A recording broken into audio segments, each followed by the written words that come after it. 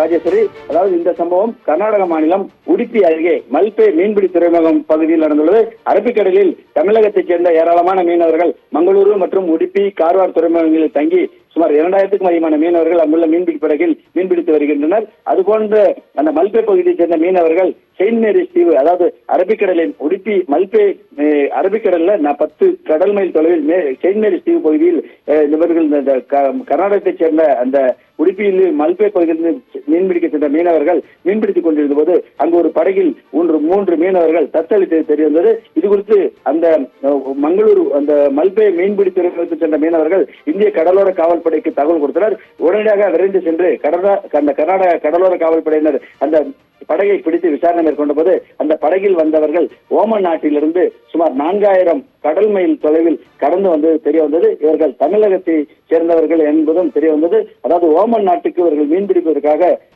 சென்றுள்ளனர். அங்குள்ள அந்த ஓமன் நாட்டு படகு உரிமையாளர் சரியான உணவு சம்பளம் வழங்காததால் பாஸ்போர்ட்டையும் பிடுங்கி வைத்துள்ளார். அதனால் அவருக்கு சொந்தமான அந்த ஓமன் நாட்டை சேர்ந்த படகு உரிமையாளர் சொந்தமான மீன்பிடி படகிலேயே இவர்கள் 4000 கிலோமீட்டர் கடந்து இந்த அரபிக்கடலில் பகுதியில் இந்திய கடலோர பகுதியில் வந்து தெரிய வந்தது.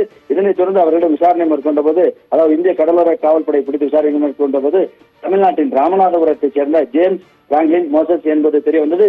மற்றொருவர் திருநெல்வேலியைச் சேர்ந்த ராபின்சன் வயது 50 மற்றும் டெரோஸ் அல்போன்சா வயது 38 என தெரிய வந்தது. இந்த மூவரையும் பிடித்த கர்நாடக காவல்படையினர் தற்போது இவர்களை மங்களூரு போலீசார் வசம் ஒப்படைத்தனர். மங்களூரு போலீசார் அவர்களிடம் தொடர்ந்து, அதாவது இந்திய கடல் எல்லைக்குள் அத்துமீறி நுழைந்ததாக இவர்கள் மீது வழக்கு பதிவு செய்து மங்களூரு சிறையில் அடைக்கப்பட்டுள்ளனர். இது தொடர்பாக உடுப்பி மாவட்ட போலீசார் மற்றும் கடலோர காவல்படையினர் தொடர்ந்து விசாரணை மேற்கொண்டு வருகின்றனர். இவர்களிடம், அதாவது இந்த உரிய ஆவணங்களின்றி இந்திய கடலோர பகுதிக்கு வந்துள்ளனர். தொடர்ந்து இவர்களுக்கு எதற்காக வந்துள்ளனர், இவர்கள் நோக்கம் என்ன என்பது குறித்தும் போலீசார் விசாரணை மேற்கொண்டு வருகின்றனர். ராஜேஸ்வரி.